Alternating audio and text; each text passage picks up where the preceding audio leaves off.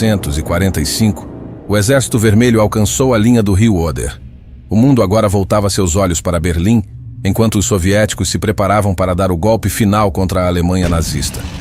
A Segunda Guerra Mundial na Europa estava chegando ao seu desfecho. Determinados a resistir até o último homem, os soldados de Hitler planejavam uma última e desesperada defesa da capital do Reich. À frente deles, uma força esmagadora foi reunida para realizar um triplo ataque ao eixo de Berlim, com o objetivo de cercar e capturar a cidade em poucos dias. Junte-se a nós nesta jornada épica pela Segunda Guerra Mundial.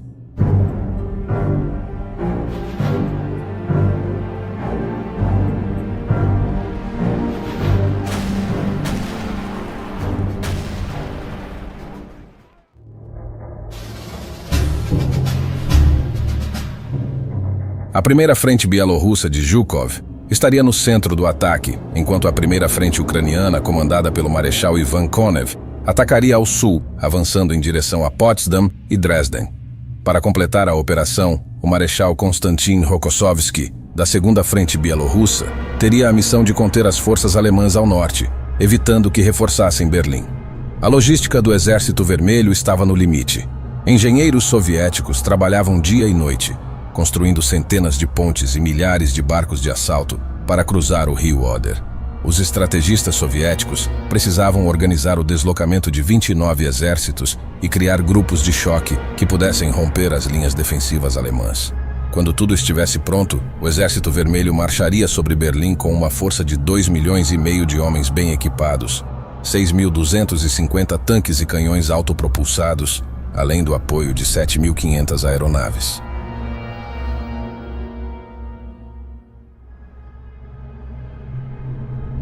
A Wehrmacht construiu uma série de linhas defensivas bem elaboradas, bloqueando o caminho para Berlim.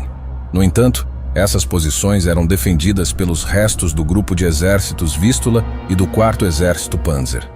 A guarnição da cidade, combinando forças alemãs e voluntários estrangeiros das Waffen-SS, totalizava cerca de 750 mil soldados, além de 1.519 tanques e canhões de assalto e 2.200 aeronaves, muitas delas em condições precárias de uso. Esses números, embora impressionantes no papel, escondiam uma realidade bem mais frágil. A maioria das forças estava muito aquém de sua capacidade combativa. Mesmo com a liderança de veteranos endurecidos pela guerra no leste, as tropas eram formadas por uma mistura de soldados feridos, inaptos e até por meninos da juventude hitlerista. Além disso, cerca de 60 mil dos defensores vinham de batalhões da Volkssturm, uma milícia mal treinada e mal armada.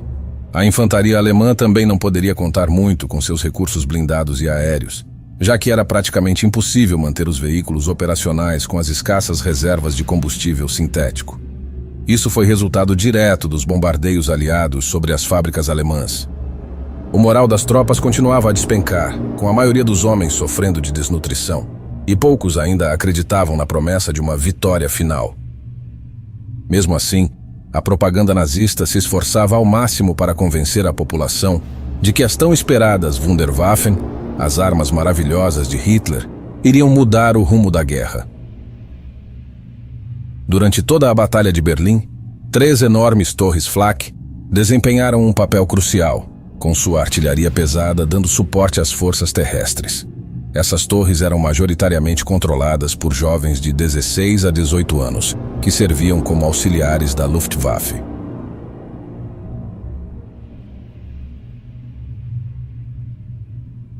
Na madrugada de 16 de abril, milhares de lançadores de foguetes Katyusha e canhões de campanha da frente de Zhukov abriram fogo contra as posições alemãs nas colinas de Silow.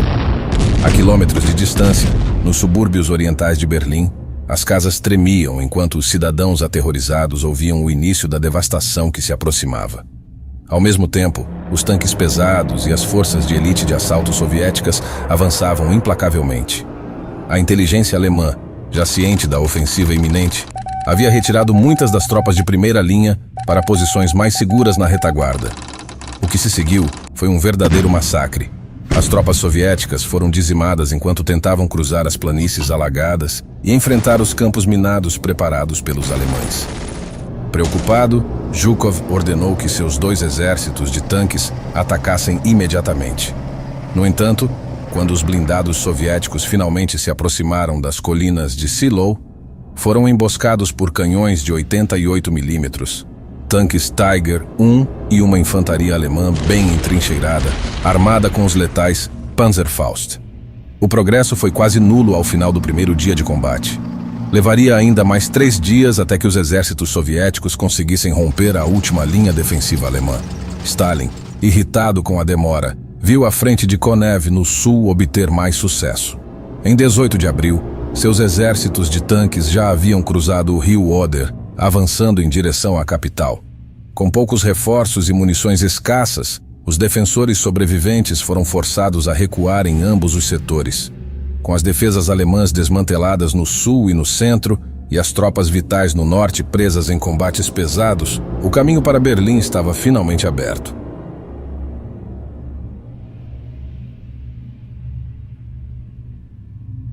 Sem suprimentos para continuar lutando, o moral das tropas alemãs começou a desmoronar. Milhares de soldados cercados se renderam, enquanto desertores e refugiados se dirigiam em massa para a cidade condenada. No dia 20 de abril, o aniversário de Hitler foi interrompido por intensos bombardeios da artilharia soviética nos subúrbios ao nordeste de Berlim.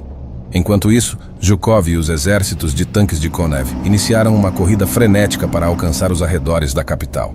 Ao mesmo tempo, desertores e civis acusados de covardia eram fuzilados sumariamente por toda a cidade. Na manhã seguinte, a artilharia soviética lançou outra barragem devastadora contra o centro de Berlim, enquanto os remanescentes do 56º Corpo Panzer, sob o comando do general Helmut Weidling, realizavam uma retirada desesperada em direção à capital. Os últimos defensores alemães tentaram, sem sucesso, impedir o avanço dos exércitos de Zhukov pelos flancos sudoeste e norte. Com as forças esgotadas, eles conseguiram apenas atrasar o inimigo. Naquela noite, as tropas de Zhukov e Konev alcançaram os limites da cidade. No desenrolar da batalha, o Führer alemão ainda acreditava que um contra-ataque massivo pelas forças exauridas do recém-criado exército de Steiner prenderia os invasores soviéticos dentro de Berlim. O plano de Hitler incluía uma manobra conjunta com o 9º Exército contra os flancos de Zhukov, semelhante ao movimento que aconteceu com os alemães em Stalingrado 2 anos antes. Contudo, quando ficou evidente no dia seguinte que o exército de Steiner não tinha homens nem munição suficientes para lançar qualquer ofensiva, o líder alemão admitiu pela primeira vez que tudo estava perdido. Em 16 de janeiro de 1945, ele se mudou para seu abrigo subterrâneo, o Führerbunker, acompanhado por sua equipe sênior, onde ficou até o fim. Apesar do fracasso de Steiner, Hitler nomeou o general Weidling como comandante do setor defensivo de Berlim, que contava com apenas 45 mil homens da Wehrmacht e da Waffen-SS, outros 40 mil da Volkssturm e 60 tanques praticamente sem combustível, enquanto cerca de 1.500.000 soldados soviéticos cercavam a cidade. Além disso, Hitler colocou o SS Brigadeführer Wilhelm Mohnke como comandante de batalha à frente do Distrito Governamental Central, incluindo a chancelaria do Reich e o Führerbunker, com pouco mais de 2.000 homens sob seu comando para a defesa final.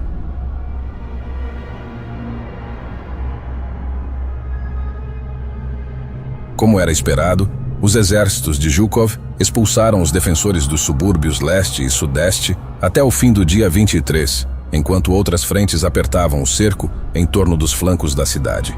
Os combates se intensificaram no sudeste, onde 330 voluntários franceses, comandados pelo SS Brigadeführer Gustav Krukenberg, formaram o batalhão de assalto Charlemagne e se juntaram à 11ª Divisão Panzergrenadier SS Nordland. A chegada dos franceses reforçou a divisão, cujos regimentos da Noruega e Dinamarca já haviam sido dizimados.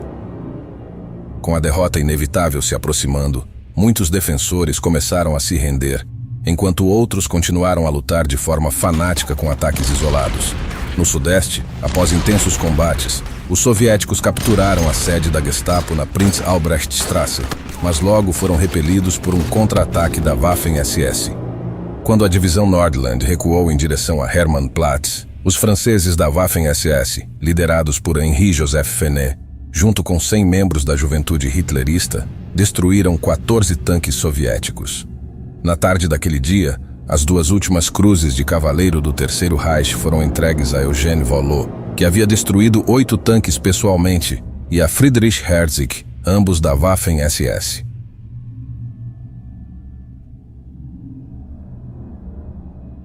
O cerco soviético a Berlim estava completo, mas Hitler reafirmou sua decisão de permanecer na capital. À medida que os exércitos soviéticos avançavam, eles se aproximavam da linha defensiva interna que protegia o distrito governamental, e Zhukov se preparava para o golpe decisivo. Até o final do dia 29, o 8º Exército de Guardas já havia rompido as defesas fortificadas de Tiergarten. Enquanto isso, o 3º Exército de Choque estava prestes a alcançar seu prêmio final, o Reichstag, o antigo edifício parlamentar, amplamente considerado o coração simbólico do Terceiro Reich. Capturá-lo seria o auge de todo o esforço de guerra soviético. Em uma estranha ironia, a defesa desse último símbolo do Reich ficou em grande parte nas mãos de combatentes estrangeiros da SS, especialmente os da divisão francesa Charlemagne. Na manhã seguinte, a artilharia soviética abriu fogo e, em seguida, centenas de tropas de assalto avançaram. Após um intenso tiroteio, os homens do Exército Vermelho alcançaram a entrada principal do Reichstag, iniciando um combate brutal corpo a corpo contra as unidades da SS dentro do edifício. Após horas de luta violenta, a bandeira vermelha foi finalmente hasteada no topo do Reichstag pelos sargentos Mikhail Yegorov e Meliton Cantaria. Os dias do Terceiro Reich chegavam ao fim. No desenrolar desse momento histórico, um evento ainda mais significativo ocorria a apenas 1 quilômetro de distância. Com as tropas soviéticas cada vez mais próximas de seu abrigo subterrâneo, Hitler sabia que o fim havia chegado. Após autorizar o general Weidling a tentar uma fuga tardia, ele começou a se despedir de seus apoiadores mais próximos, envenenou seu cachorro Blonde e, em seguida, retirou-se para sua sala, onde tirou sua própria vida ao lado de sua esposa, Eva Braun. Mas a morte de Hitler não pôs fim imediato à luta. O novo chanceler, Joseph Goebbels, rejeitou a demanda de Stalin por uma rendição incondicional da guarnição alemã. Isso levou o Exército Vermelho a intensificar os ataques, explodindo as últimas posições defensivas até que a resistência foi reduzida a poucos bolsões isolados. Depois de Goebbels dar fim à própria vida naquela noite, o caminho para a paz em Berlim finalmente se abriu. Às 6 horas da manhã de 2 de maio, o general Weidling ordenou oficialmente que suas tropas depusessem as armas.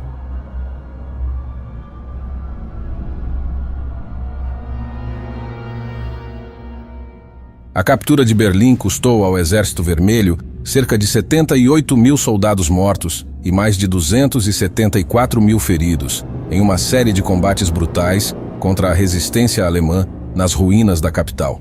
Do lado alemão, as perdas foram igualmente devastadoras, com cerca de 100 mil mortos, mais de 200 mil feridos e 480 mil prisioneiros. Embora algumas forças alemãs continuassem a lutar por mais alguns dias, a guerra na Europa efetivamente chegava ao fim. Se você gostou desta história, curta e compartilhe este vídeo.